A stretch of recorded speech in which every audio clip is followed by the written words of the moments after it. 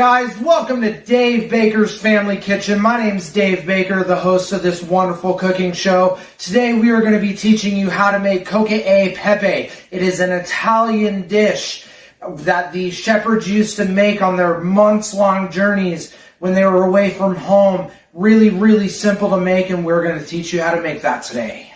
Alright guys, thank you for tuning in. So what the ingredients for coca e pepe today, the ingredients we're going to use. We're going to use 3/4 a pound of pasta. I like the fettuccine. It has a little bit more consistency and it's a little bit more thick.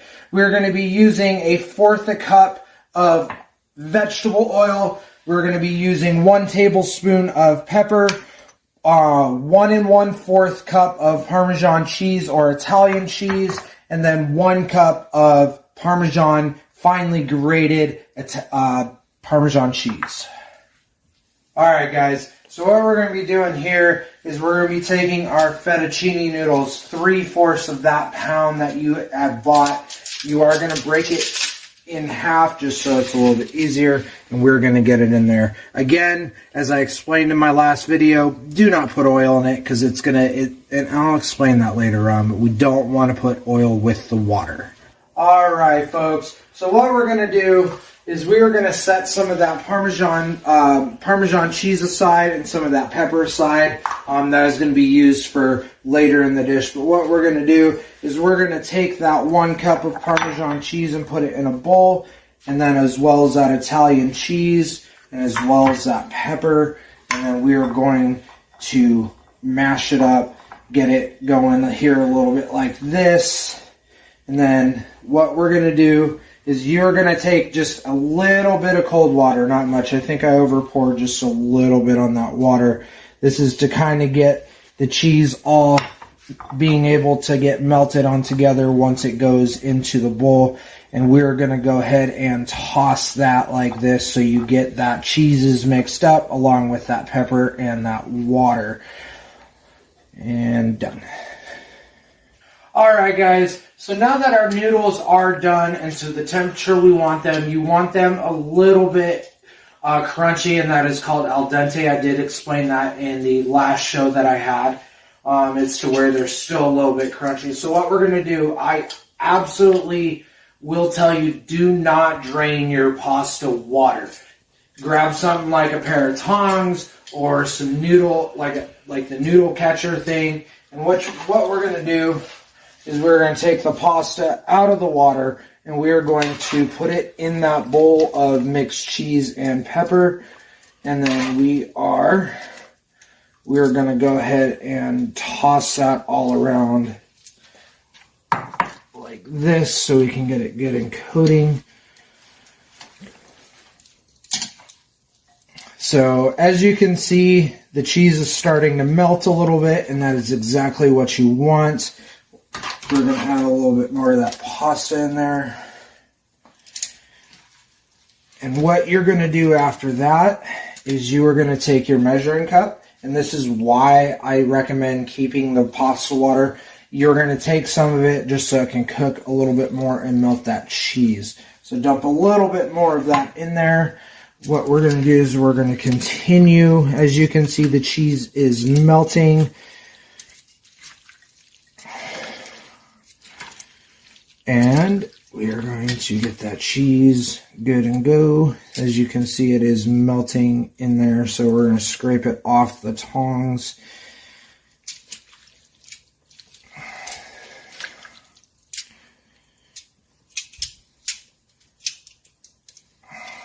And stop.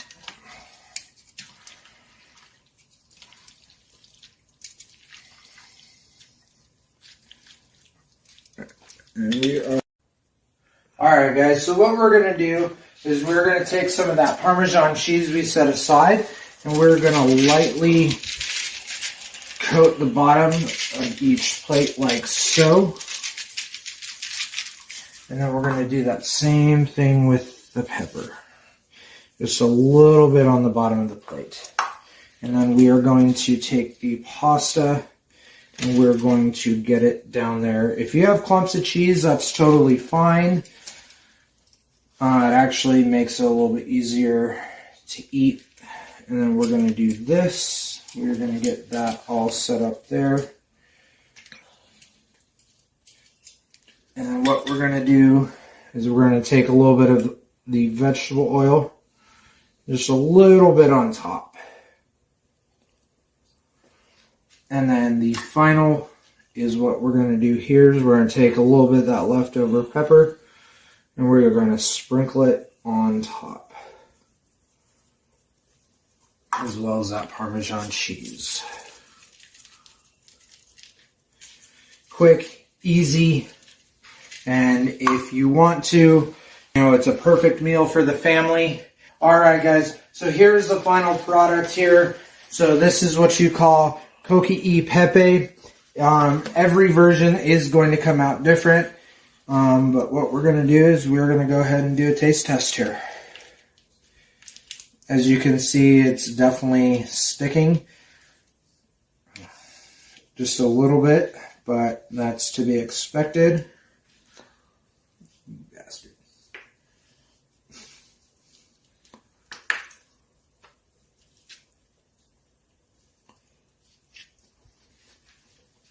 Perfect. In my opinion, that is a very, very good dish.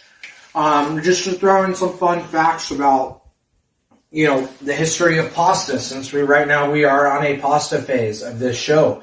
Pasta was not originally invented by the Italians.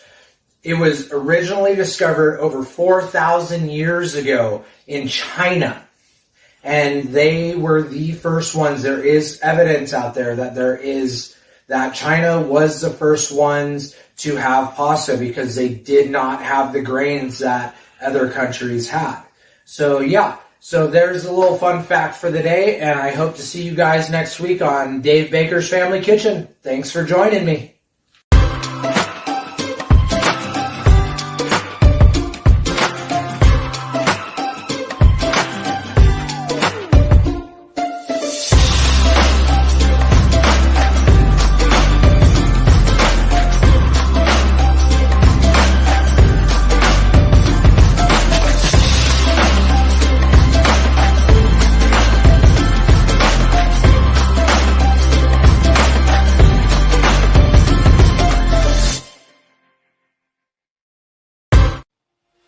FTW Premier Promo League, the Promo Performance Alliance, Wrestling Geeks and Pariahs, the Voice of Honor, and Heart and Soul Promotions presents a showcase for everyone, the Champion Showcase, coming in June 2022. Alright guys, welcome back to Ivan Rage's kitchen, or family kitchen, sorry.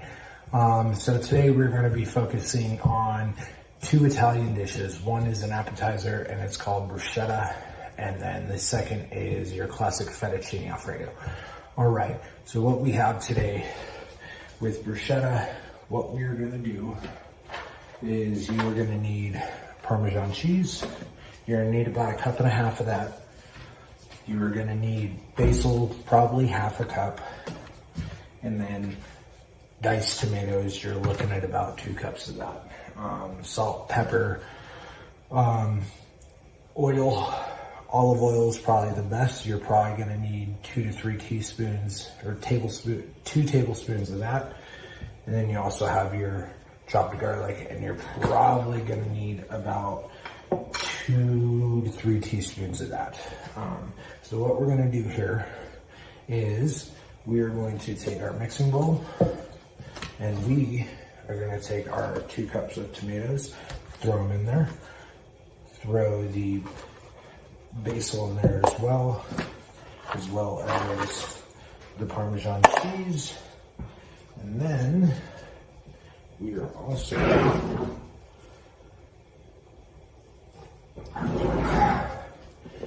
you're not going to need a lot, so just do a pinch. You're also going to want to get some of that garlic juice in there.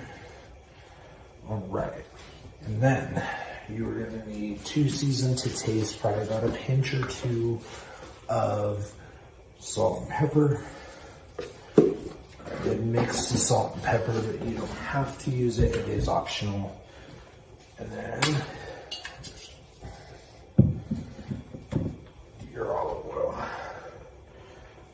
Probably about two teaspoons of that. All right, so what we're gonna do, obviously put on your gloves if you have them. If not, wash your hands. And we are going to mix it.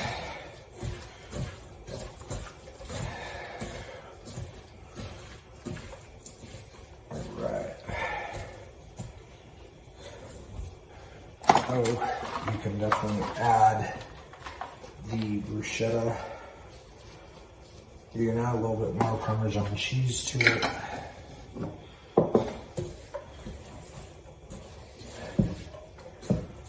So it's an easy appetizer. It's been around the Italian world for centuries, just because local farmers at the time had access to red tomatoes, basil, obviously garlic. You know, they made their own olive oil, and it was always an easy thing for them to do. So once that is done, we are going to take half a loaf of French baguette, and you are going to cut it into slices about like that thickness. It's more, you're going to be toasting them, and continue to cut those out. And this is a good snack for if you're at work. You can easily put it in the fridge. The nice thing about it is you don't have to warm it up.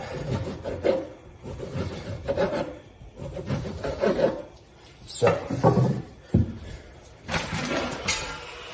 once you get done with that, go ahead and put your oven on broil.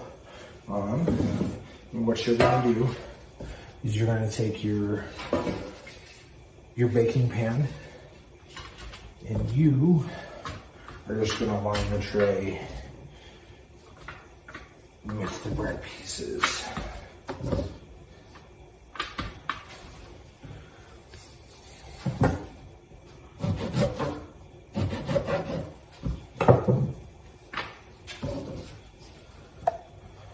Alright, so after that's done, what you guys are going to do is you're going to take your Parmesan cheese. I definitely recommend getting the crunches.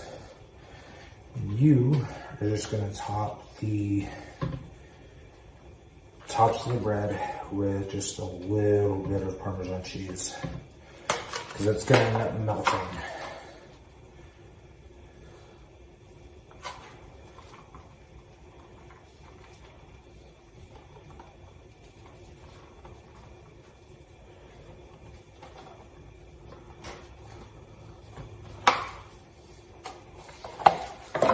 Once you get done, what you're going to want to have is a nice hard cracker with the Parmesan cheese that we sprinkled on there, kind of melted on there.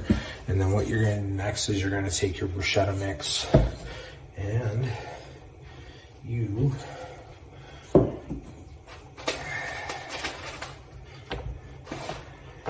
place them on a cutting board.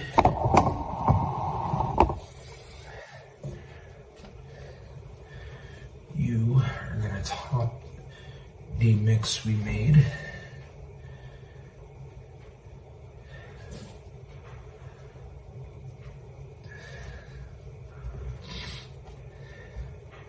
Like so.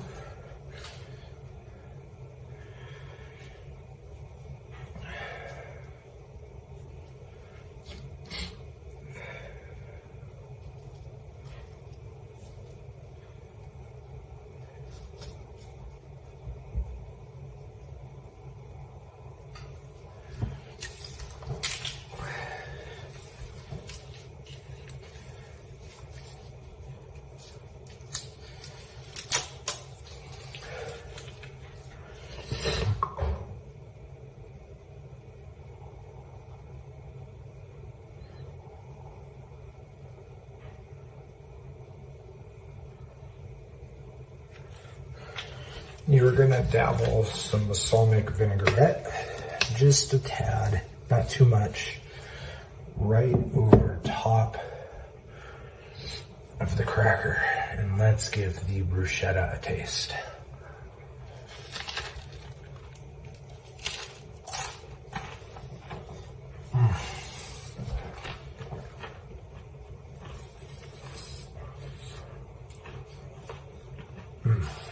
My Lord.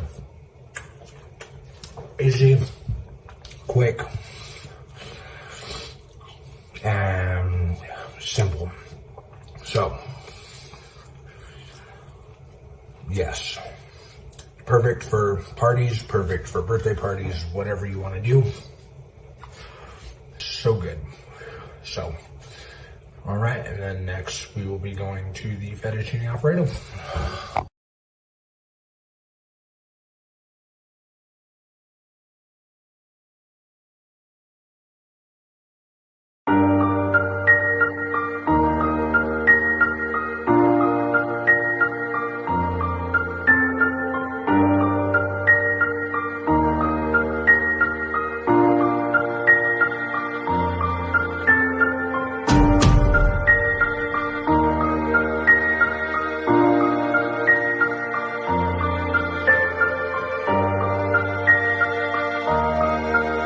Well, hello once again, and welcome to Painting the Story.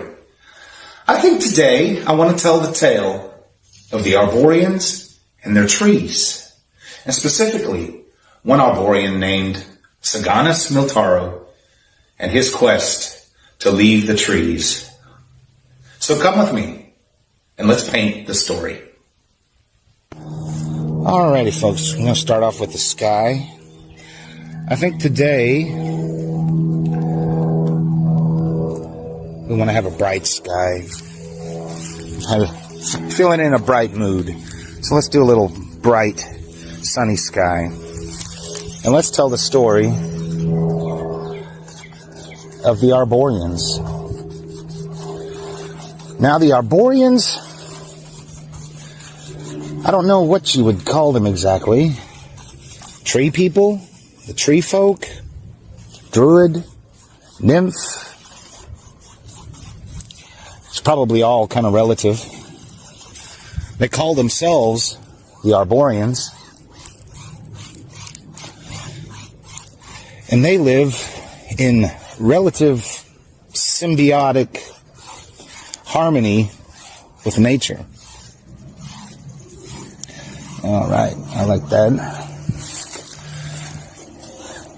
That sky going. And look, already we got, in 5 seconds, we got a nice little sky.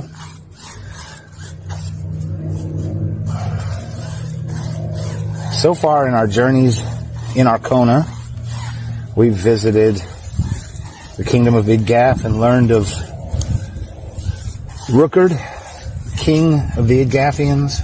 We've learned of their relationship with the centaurs. We learned about the world pillars and Sambato. And now today, I want to tell you the story and the tale of the Arboreans. Let's put a little cloud up in here.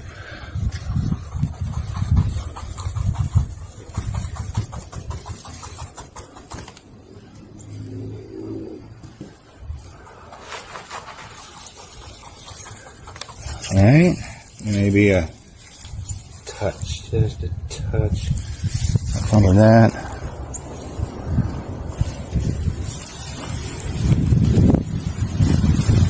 A little cloud going up in there.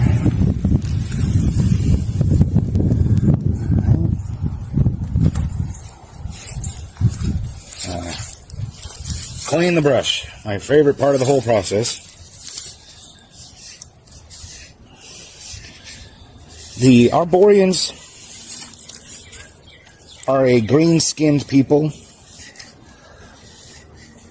They live their entirety of their lives in their groves, which consists of their familial trees and if they need to go someplace far away, they can't get out of more than a mile or a couple of miles of their home grove. So if they need to go far distances, they just move the whole grove through teleportation magic and other various means. Winter roses are an indicator there.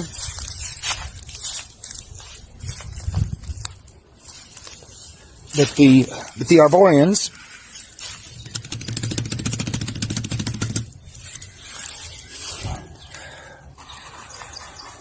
would be lost without their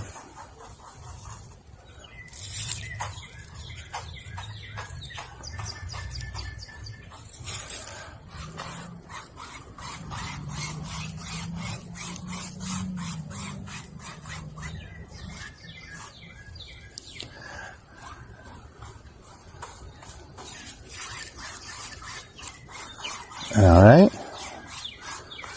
Nice dark cloud up in the sky. All right.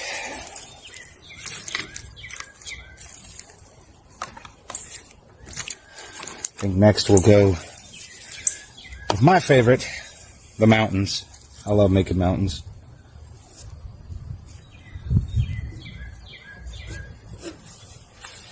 Love making mountains.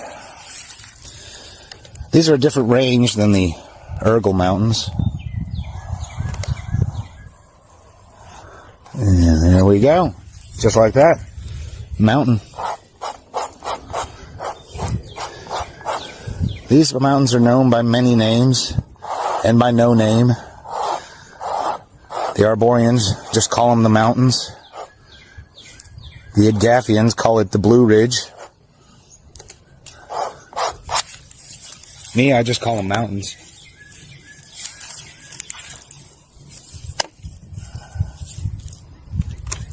All right.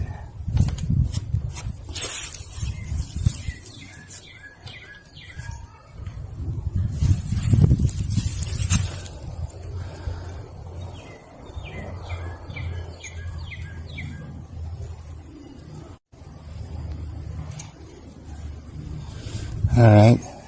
Sometimes I just get so into the painting, I forget what I'm doing. I'm supposed to be telling a story. Yet here I am, making mountains. And that's why I love painting. It's just so peaceful. Not a care in the world. Besides just the canvas, the story.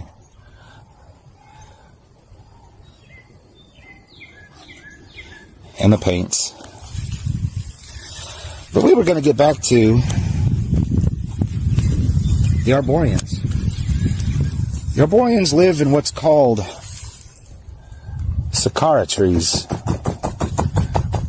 They live their whole lives in the sakara trees.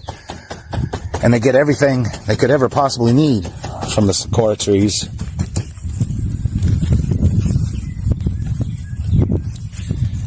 They get their food from the tree, clothing, weapons, armor.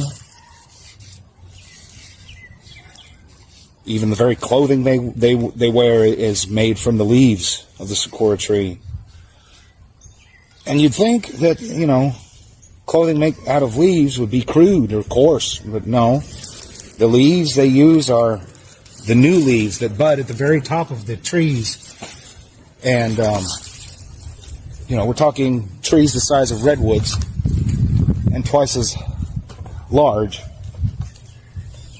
But all the way at the top of the trees, the newest shoots, the leaves are supple and almost silk-like. So that's what they use to make their clothing out of. I think before I forget, I want to have some water in the middle here.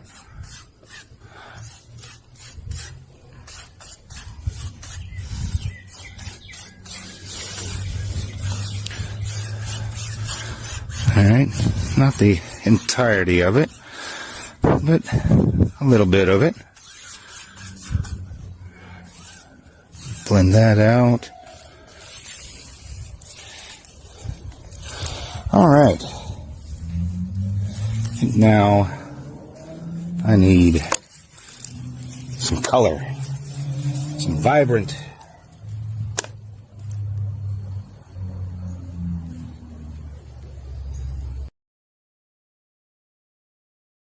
I need some green.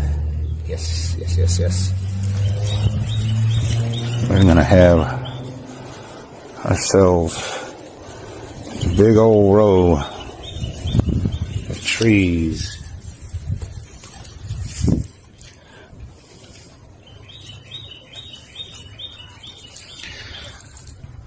The Arboreans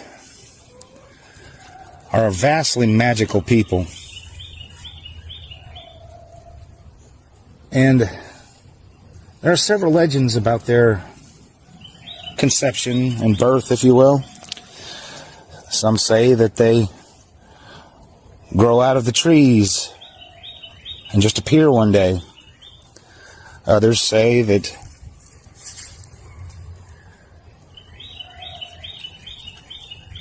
they have a symbiotic relationship with the trees and can even talk to them.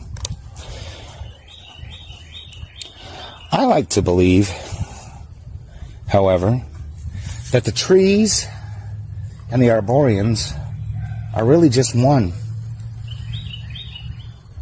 I've heard tales of people planting a sakura tree, which takes many, many years to germinate and fully develop,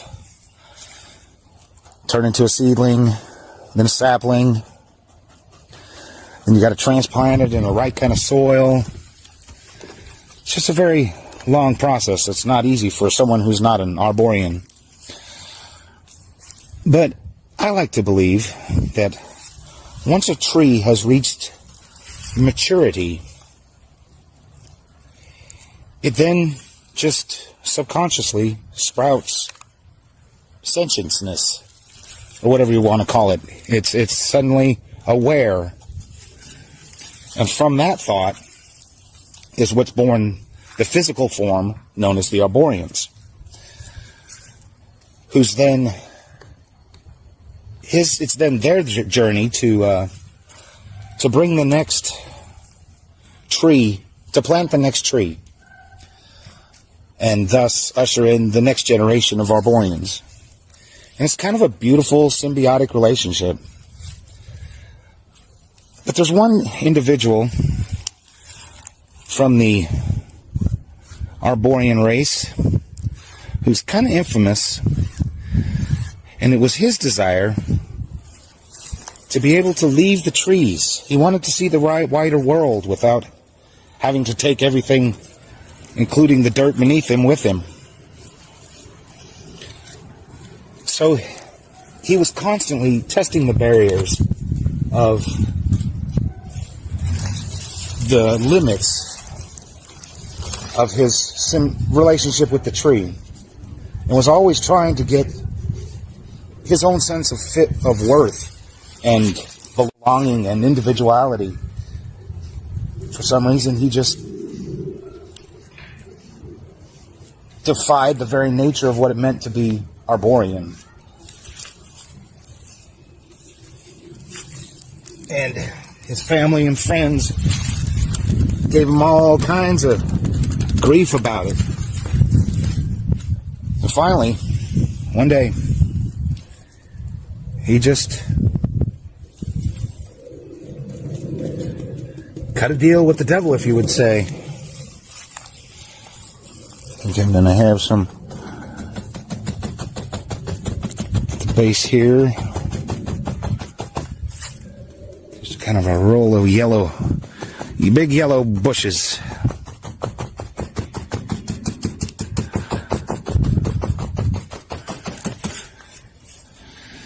I like to believe that part of the story, but you never know. Myths and legends, legends and myths. All right, I'm going to come in here, give this a little bit of ground and structure. Okay, I like that. Maybe go back there and kind of blend it in.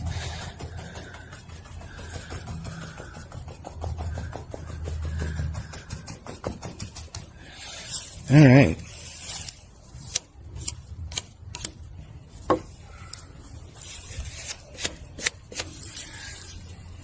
Next, I'm going to cut in a shoreline there, I believe.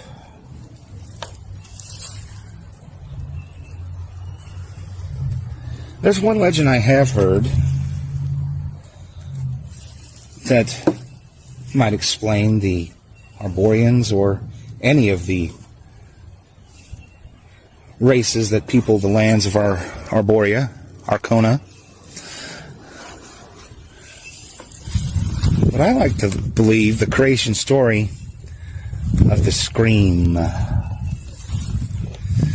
They say that in the beginning there was the Scream, and they liked to liken it unto a mother giving birth or a baby's first wail. And they say that from the Scream was born the cosmos, and it just traveled onward and onward and onward.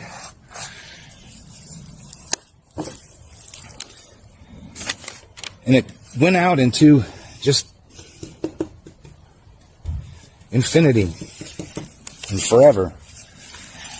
All right, now we're going to get a little funky with the colors. Oh, wow. That's maybe a little bit too funky. But, hey, we're committed now. We're doing this thing. All right. Oh, I do kind of like that orange.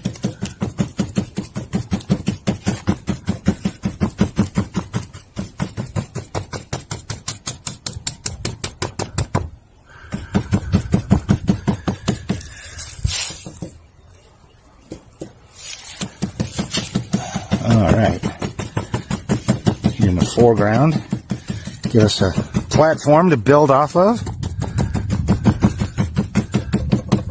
and we'll add some details to that later. It's said that after the Scream echoed into the cosmos, it would started to build form, and as form became fire and water, and the earth blended with the others, the first of the planets began to evolve and appear. And from that, the winds gave force and rotation. These lands started to appear. And I like to believe that at least some of that's true. But who knows?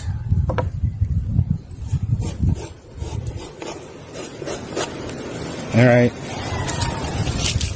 Woo! The winds are blowing. All right. I don't know what the heck I'm going to do about, but I think I want to draw something a little different. All right. Well, here goes.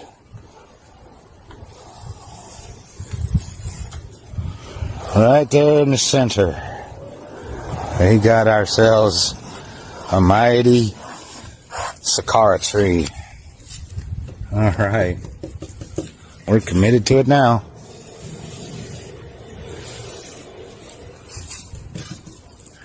We are committed. I like that. I like that color. All right. Let's get real crazy.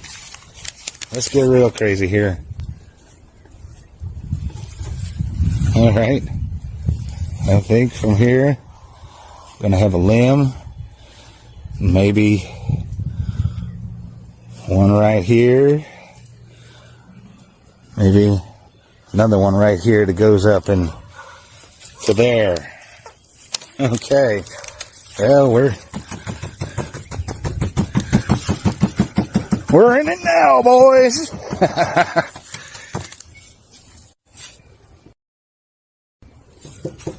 All right. Where do we go from here? I think we need some leaves on this tree.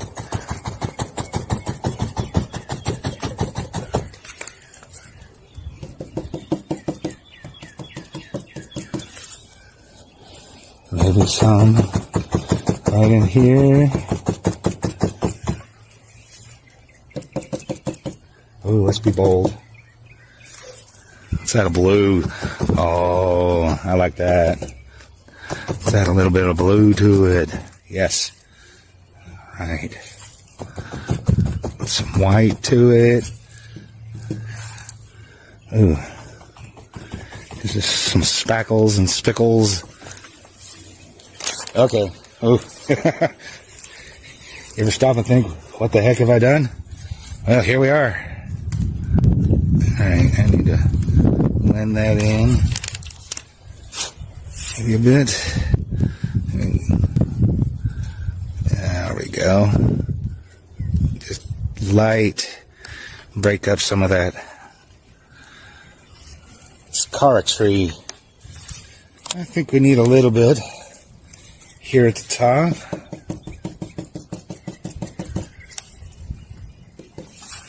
Let's give a little bit up in here. Yeah, that needs some highlight, I do believe. It's a little too dark.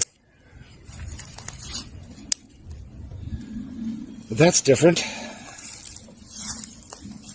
I don't know.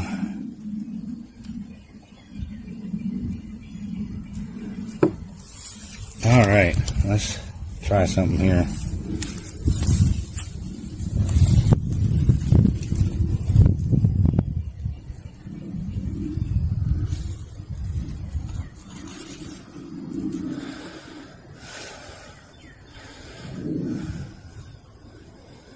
Alright, now let's brighten up this up here and blend it all together.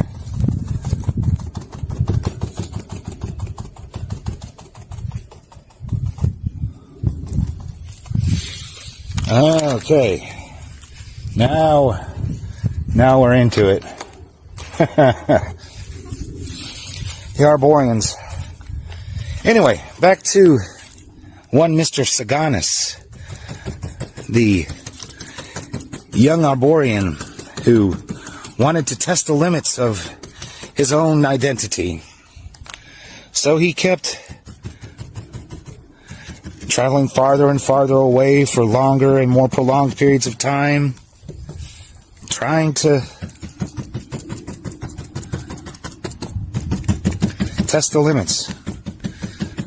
And one day, after enduring much pain and trials, because it's not a pleasant feeling to be far from your tree when you're an Arborean, but eventually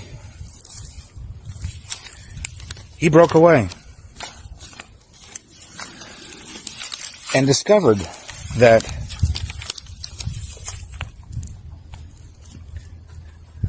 if you want something bad enough, you'll find a way to make it happen.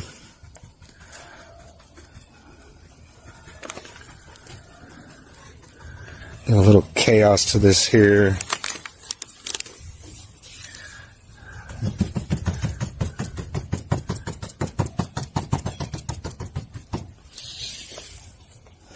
All right.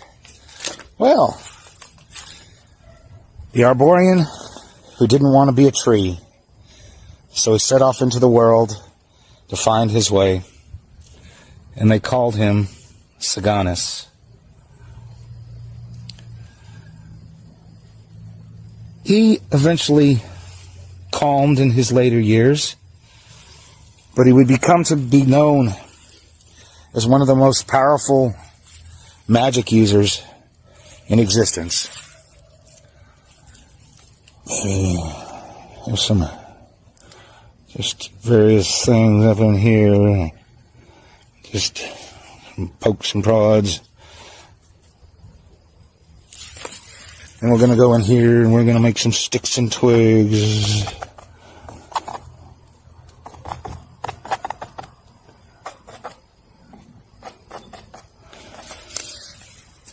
And we will sign this one.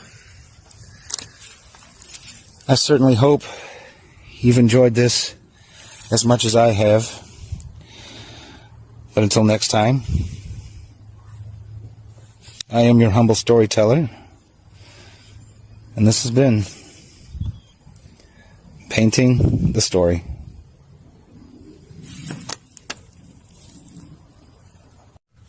Well, I certainly hope you enjoyed that, learning of the Arboreans and Saganas. I certainly know I did. And I wanted to just kind of talk with y'all for a while. This will be the third episode of Painting the Story. And there's a learning curve, trying to film these things and come up with the stories to tell. And the process is evolving. And I want to add, some production value to things, so I'm not standing in front of my garage door, but, I use what I got. I'm not complaining by any means. This whole experience has been, a steep learning curve, but so much joy, such a joy. I do it gladly. I find myself thinking about what's my next story, what's my next painting, what story do I want to tell, where can I have it be set, and I've got all these ideas and all these notes from all these other old Dungeons and Dragon games or campaigns that I used to ran or played in, my ideas for several books I've worked on in the past, and just random, there might be times where I don't know what I'm going to paint and not know what I'm going to tell the story of, and I might make it all up on the spot. I'm not quite there yet, but that would be fun. Anyway, folks, I just wanted to say thank you to everyone. This has been an absolute pleasure. And until next time, I am your humble storyteller, and this has been Painting the Story. And remember, always strive for those small victories, because they add up quick. Until next time, bye-bye.